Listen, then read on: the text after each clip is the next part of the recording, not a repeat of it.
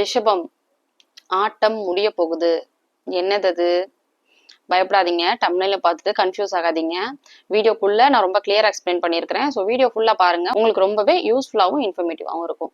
Okay, இந்த வீடியோல நம்ம பார்க்க போறது ரிஷப ராசிக்கான செப்டம்பர் மந்த் ராசி பலன். ராசி பலன் பார்க்கறதுக்கு முன்னாடி சேனலை மறக்காம சப்ஸ்கிரைப் பண்ணி வச்சுக்கோங்க. அப்பதான் உங்களுக்கு எவ்ரி வீக் நாங்க அப்லோட் பண்ணக்கூடிய ராசி பலன் பத்தினது மட்டும் இல்லாம நிறைய ஜோதிடத்தை பத்தின நுணுக்கமான விஷயங்கள்லாம் கூட உங்க மொபைலுக்கு அப்பதான் நோட்டிஃபை ஆகும். உங்களோட சொந்த ஜாதகத்துக்கு அஸ்ட்ராலஜி ஆன்லைன் கன்சல்டேஷன் வேணும்னு நினைச்சீங்கன்னா ஸ்கிரீன்ல தெரியுற இந்த வாட்ஸ்அப் நம்பருக்கு நீங்க ரீச் அவுட் பண்ணி உங்களுக்கான அப்பாயின்மெண்ட்டை புக் பண்ணிக்கலாம். கால்ஸ் பண்ணாதீங்க, வாட்ஸ்அப் பண்ணி அப்பாயின்மெண்ட் புக் பண்ணிக்கோங்க. உங்களுக்கு ஜாதகமே இல்லைனாலும் சரி, எந்த கண்ட்ரில எந்த டைம் ஜோன்ல இருந்தாலும் சரி, உங்களுடைய டைம் ஜோனுக்கு ஏற்ற மாதிரி உங்களுடைய அப்பாயின்மெண்ட்டை ஸ்கெடியூல் பண்ணி உங்களுக்கான ப்ரெடிக்ஷன்ஸை வாங்கிக்கலாம். ஓகே, ரிஷப ராசிக்கு இந்த செப்டம்பர் மாசம் எப்படி இருக்கும் பாத்துலாமா? ரிஷப ராசியை பொறுத்த வரைக்கும் முதல்ல நான் எல்லா வீடியோலையும் சொல்லக்கூடிய விஷயம் ராசிநாதன். ராசிநாதன் ஸ்ட்ராங்கா இருக்கணும். முதல்ல உங்களுடைய ராசிநாதன் எப்படி இருந்துச்சு? பாஸ்ட் 2 months நிறைய கஷ்டங்கள் இருந்துச்சு. ஏன்னா ராசிநாதன் சுக்கிரன் கடுமையான பாவத்தன்மை அடைஞ்சிருச்சு, கடுமையான பலவீனம், நீசத்தன்மையை அடைஞ்சு நீச நிலையில இருக்கக்கூடிய உங்க ராசிநாதன் சுக்கிரன் செவ்வாய் சனியுடைய பார்வையை வாங்கி கஷ்டமான ஒரு சூழ்நிலையில மூச்சு விட முடியாத ஒரு தன்மையில இருந்தது. ஸோ உங்களுக்கு இருந்த கஷ்டங்கள்லாம் ரொம்பவே அதிகம் பாஸ்ட் கப்புள் ஆஃப் மந்த்ஸ். இந்த மாசம் உங்களுக்கு எல்லாமே செட்டில் ஆயிருங்க. சுக்கிரன் நல்லா ஆட்சி நிலை அடைஞ்சிரும். 8வது இடத்துல ஆட்சி ஆகுது, துலாம் வீட்டுல, உங்க ராசி மேல இல்ல. 2 வீட்டுக்கும் அதிபதி சுக்கிரன் தானே. ரிஷப துலாம் ரெண்டுக்குமே சுக்கிரன் தான் அதிபதி. சோ சுக்கிரன் துலாம் வீட்டு மேல ஆட்சி நிலையை அடையுது. ராசிநாதன் ஆட்சியாகி இருக்கு. 8வது இடத்துல உங்க எண்ணங்கள் எல்லாமே கொஞ்சம் ஷேர் மார்க்கெட்ல இன்வெஸ்ட் பண்ணலாமா, ரியல் எஸ்டேட் பக்கம் போலாமா, லாட்ரி வாங்கலாமா, இந்த மாதிரியான எண்ணங்கள் இருக்கும் உங்களுக்கு. உங்களுக்கு அது அமையுமா அப்படின்னு கேட்டீங்கன்னா இந்த மாசம் அமையும். ஆனா உங்க ஜாதகத்துல அந்த அமைப்பு இருக்கா? இருந்துச்சுன்னா அதெல்லாம் உங்களுக்கு எக்ஸசிவா கிடைக்கும். அது இல்ல அப்படின்னா உங்களுக்கு ஆனாலும் ஒர்க் ஆகும், ஒரு 25% ஒர்க் ஆகும். சொந்த ஜாதகத்துல அந்த அமைப்பு இருந்துச்சுன்னா இந்த மாசம் உங்களுக்கு எக்ஸலண்டா இருக்கும். நான் சொன்ன அந்த விஷயங்கள் எல்லாத்துலயும். அடுத்து உங்களுடைய ராசிக்கு 2வது அதிபதி தனாதிபதி நல்லா ஸ்ட்ராங்கா உச்சமாயிருக்கு, கன்னி வீட்டு மேல உச்சமாயிருக்கு. 5வது அதிபதியும் கூட குழந்தைகள், எண்ணம் இதெல்லாத்தையும் டினோட் பண்ணக்கூடிய விஷயம். குழந்தைகளால உங்களுக்கு நல்ல பணவரவு இருக்கும். குழந்தைகள் நல்லா சம்பாதிக்கிறது, அவங்களுக்கு நல்ல ஜாப்ல ப்ரொமோஷன், ஹைக்கு, அப்ரிசியேஷன் இதெல்லாம் கூட நடக்கும். குழந்தைகளால உங்களுக்கு பெருமை, அவங்களுக்கும் உங்களுக்கும் இருக்கக்கூடிய ரிலேஷன்ஷிப் நல்லா இருக்கும். ரொம்ப நாளா பிரிஞ்சிருந்த குழந்தைங்களை நீங்க மீட் பண்றது, விசிட் பண்றது, அவங்க உங்களை விசிட் பண்றது, இந்த மாதிரியான விஷயங்கள் நடக்கும். அடுத்து உங்களுடைய ராசிக்கு தனாதிபதி உங்களுக்கே பர்சனலா நல்ல பணவரவு இருக்கும். தொழில் பண்ணக்கூடியவங்களுக்கு எல்லாம் நல்ல வருமானம் தரக்கூடிய மாசமா அமைஞ்சிருக்கு. அடுத்து உங்களுடைய ராசிக்கு 3வது அதிபதி. 3வது அதிபதி சந்திரன் நல்லா தேய்பிரை நிலைமையில போயிட்டு இருக்கு. 19ஆம் தேதிக்கு அப்புறம் பௌர்ணமி நிலையை அடையும். சோ வருமானம், இளைய சகோதரன், புகழ், உதவி, முயற்சி சார்ந்த விஷயங்கள் எல்லாமே உங்களுக்கு நல்லாவே இருக்குங்க 19th அப்புறம் இந்த மாசம். அதே மாதிரி 3வது இடத்துல குரு நல்லா ஸ்ட்ராங்கா இருக்கிறதுனால இளைய சகோதர அமைப்பு கூட நல்லா இருக்கு. இளைய சகோதரன், சகோதரி இவங்க எல்லாம் இருந்தாங்கன்னா அவங்க சார்ந்த சுப நிகழ்ச்சிகள் நடக்கிறதுக்கான வாய்ப்புகள் ரொம்ப அதிகம். அடுத்து உங்க ராசிக்கு 4வது அதிபதி. 4வது அதிபதி நல்லா ஸ்ட்ராங்கா தானே இருக்கு. செப்டம்பர் மாசம் ஆட்சி நிலை அடையும். சூரியன் ஆட்சி ஆகும். சூரியன் ஆட்சி ஆகுறது நல்ல விஷயம். வீடு வாகனம் சார்ந்த விஷயம், தாய் சம்பந்தப்பட்ட விஷயம், இது எல்லாமே நல்லா இருக்கு. இந்த மாசம் உங்களுக்கு பர்சனல் லைஃப், ப்ரொஃபஷனல் லைஃப் எல்லாமே கொஞ்சம் நல்லாவே இருக்கும். லாஸ்ட் மந்த் எல்லா ராசிக்காரங்களுமே ஒவ்வொரு வகையில பாதிக்கப்பட்டாங்க. ஏன்னா கிரக நிலைகள் அந்த மாதிரியான தன்மையில இருந்தது. இந்த மாசம் அப்படி இல்லை, எல்லாருக்குமே நல்ல மாசமாவே அமைஞ்சிருக்கு. உங்க ராசியை பொறுத்த வரைக்கும் வீடு வாகனம் அமைப்பு, தாய் சம்பந்தப்பட்ட விஷயம் இதெல்லாம் நல்லா இருக்கும். அடுத்து உங்க ராசிக்கு 5வது அதிபதி. 5வது அதிபதி ஆல்ரெடி சொல்லிட்டேன், குழந்தைகள் சார்ந்த விஷயம், இதுல பெட்டர்மெண்ட் இருக்கும். அடுத்தது 6வது அதிபதி.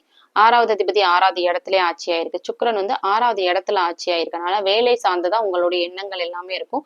வேலை இல்லாதவங்களுக்கு வேலை கிடைக்கும். சுப கடன்கள், வளர்ச்சிக்கான கடன்கள், இன்வெஸ்ட்மெண்ட், படிப்புக்காக, பிசினஸ்க்காக உங்களுடைய பணத்தை இன்வெஸ்ட் பண்றது, அதுக்காக நீங்க லோன் வாங்குறது, கார் வாங்குறதுக்காக லோன் வாங்குறது, வீடு கட்டுறதுக்காக லோன் வாங்குறது, இந்த மாதிரியான அமைப்பெல்லாம் இருக்கு. இஎம்ஐ மூலியமா உங்களுக்கு வீடு வாகனம் அமைகிறது, இதெல்லாம் நடக்கும். அடுத்தது ராசிக்கு 7வது அதிபதி. 7வது அதிபதி நீச செவ்வாயா இருந்தா கூட 19ஆம் தேதிக்கு அப்புறம் குருவுடைய நிலையில இருக்கும், உச்ச குருவுடைய நிலையில இருக்கும். ஸோ ரியல் எஸ்டேட் சம்பந்தப்பட்ட ப்ரொஃபஷன்ல இருக்கிறவங்களுக்கு எல்லாம் ரொம்ப நல்லா இருக்கும். கூட்டு தொழில் பண்றவங்களுக்கு நல்ல மாசமா அமைஞ்சிருக்கு. கணவன், மனைவி, திருமணம் சார்ந்த விஷயம் இது எல்லாமே நல்லா இருக்குங்க. நண்பர்களால சில பேருக்கு உதவி கிடைக்கும். ஷேர் ஹோல்டர்ஸால சில நல்ல விஷயங்கள் எதிர்பார்க்கலாம். எதிர்பாராத நபர்கிட்ட இருந்து உங்களுக்கு ஒரு உதவி கிடைக்கும். நீங்க வேற யாராவது ஒருத்தரை எதிர்பார்த்துட்டு இருப்பீங்க, ஆனா நீங்க எக்ஸ்பெக்டே பண்ணாத இன்னொரு பர்சன் உங்களுக்கு ஹெல்ப் பண்ணுவாங்க.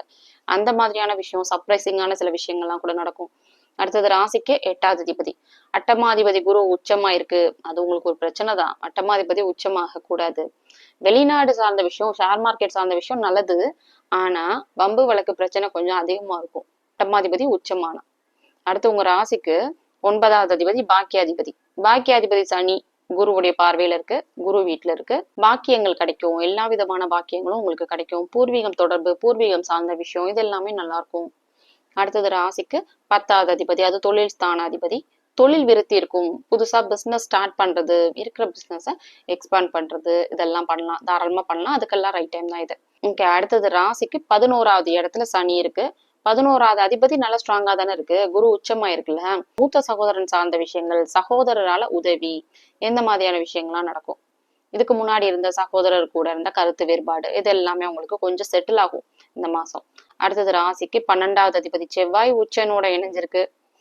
12வது அதிபதி வெளிநாட்டை குறிக்கக்கூடிய ஸ்தானம். அந்த ஸ்தானம் ஸ்தானாதிபதி, ஏதாவது ஒண்ணு நல்லா இருந்தாலே அந்த ஆதிபத்தியம் கொஞ்சம் நல்லாவே இருக்கும். ஓகே, நான் சொல்லிட்டு இருக்கக்கூடியது இது எல்லாமே பாத்தீங்கன்னா வெறும் கோச்சார பலன்கள். உங்களுக்கு நிறைய பேர் வெறும் ராசி பலன் பாப்பீங்க, ஆனா அது என்ன அப்படிங்கறதே தெரியாம பாப்பீங்க. அது எப்படி சொல்றாங்க? ராசி பலன் வீடு வாகனம் நல்லா இருக்கும். இப்ப நானே சொல்லியிருக்கிறேன், வீடு நல்லா இருக்கும், வாகனம் நல்லா இருக்கும், அம்மா விஷயம் நல்லா இருக்கும். எப்படி சொல்றோம்? மேல இப்ப ராசி மண்டலத்துல கிரகங்கள் சுழற்சி ஆயிட்டே இருக்குல்ல, அந்த கிரகங்கள் என்ன மாதிரியான தன்மையில இருக்கு, அது உங்களுடைய ராசிக்கு எந்த ஆதிபத்தியத்தை கொடுக்க விதிக்கப்பட்டது. ஆதிபத்தியம்னா என்ன? வீடை குறிக்கக்கூடிய ஆதிபத்தியமா, மனைவியை குறிக்கக்கூடிய ஆதிபத்தியமா, சகோதரனை குறிக்கக்கூடிய ஆதிபத்தியமா, அதிபதி, அதுதான் நாங்க சொல்றோம். சோ அந்த கிரகம் மேல ராசி மண்டலத்துல கெட்டு போயிருக்கு, பகை நீசம் மாதிரியான இடத்துல இருக்கு, சனி ராகு செவ்வாய் மாதிரியான பாவ கிரகங்களுடைய தொடர்பு இணைவு இந்த மாதிரியான தன்மையில இருக்கு அப்படின்னா கெட்டு போயிருக்கு, வலுவிழந்திருக்குன்னு அர்த்தம். சோ அந்த ஆதிபத்தியங்கள் உங்களுக்கு கிடைக்காது. எப்ப அமையும்?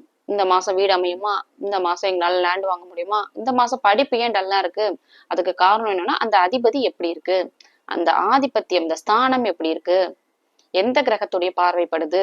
சுப கிரகங்களுடைய பார்வை இருக்கிற இடத்தையும் பாக்குற இடத்தையும் வளர்க்கும்.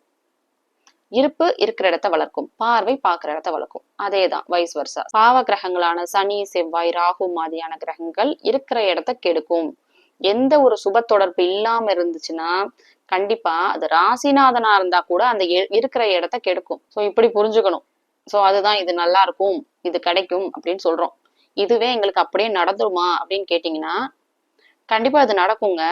ஆனா உங்களுக்கு உங்க ஜாதகத்துல இருக்கக்கூடிய தசாபுத்திங்கிறது ரொம்ப முக்கியம். என்ன தசை நடக்குது, உங்களுக்கு அது எப்படி இருக்குது, யோக தசையா அவயோக தசையா, தசாபுத்தின்னு ஒண்ணு இருக்கு. சர்டைன் பீரியட் வரைக்கும் அது நடக்கும். செவ்வாய் தசை 7 வருஷம், புதன் தசை 17 வருஷம், சுக்கிர தசை 20 வருஷம், இப்படி சர்டைன் பீரியட் இருக்கு. சில பேர் லாங் டேர்மா சக்சஸ்ஃபுல்லா இருக்கிறதுக்கும் ஒரு லாங் டேர்மா கஷ்டத்திலே வாழ்றதுக்கும் இதுதான் ரீசன். ஆனா இந்த ஐடியாவே இல்லாம நிறைய பேரு ராசி பலன்ல அடுத்த மாசம் நல்லது சொல்லிட மாட்டாங்களா, அடுத்த மாசம் நல்லா இருக்குமா அப்படின்னு ஒவ்வொரு மாசமும் பார்த்து பார்த்து ஏமாந்து போறாங்க. ஆனா முக்கியமான விஷயம் என்னன்னா தசாபுத்தி தான். தசாபுத்தி எப்படி இருக்கு, அவங்க கஷ்டம் இருக்குமா, சில டைம் உங்களுக்கு ஒரு க்ளூவே இருக்காதுல்ல, அதுக்கெல்லாம் ரீசன் இதுதான். ராசி பலன்ல சொல்றது ஏன் நடக்கணும்ல, நடக்கணும் தான், ஆனா நடக்கிறதுக்கு அங்க வழி விடணும்ல. உங்க ஜாதகத்துல இருக்கக்கூடிய கிரகம் தடைய கொடுக்கும்.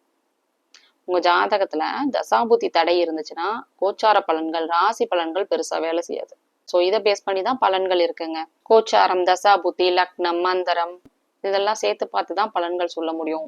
நிறைய பேர் கமெண்ட் பண்றீங்களே நடக்குமா அப்படின்னு கேட்டீங்கன்னா உங்களுக்கு என்ன மாதிரியான தன்மையில இருக்கு அதை பார்க்கணும், உங்க ஜாதகம் எப்படி இருக்கு அதை பார்க்கணும். ஓகே, நான் சொன்ன இந்த விஷயங்கள் எல்லாம் உங்களுக்கு ஒத்து போச்சுன்னா உங்களோட ஒப்பீனியன் எனக்கு கமெண்ட்ல சொல்லுங்க. உங்களோட சொந்த ஜாதகத்துக்கு அஸ்ட்ராலஜி ஆன்லைன் கன்சல்டேஷன் வேணும்னு நினைச்சீங்கன்னா ஸ்கிரீன்ல தெரியிற இந்த வாட்ஸ்அப் நம்பருக்கு நீங்க ரீச் அவுட் பண்ணி வாட்ஸ்அப் பண்ணி உங்களுக்கான அப்பாயின்மெண்ட்டை புக் பண்ணிக்கலாம். மற்ற ராசிக்கான ராசி பலன் வீடியோ லிங்க் ஃபர்ஸ்ட் கமெண்ட்ல பின்டா இருக்கு, நீங்க கிளிக் பண்ணி செக் பண்ணிக்கலாம்.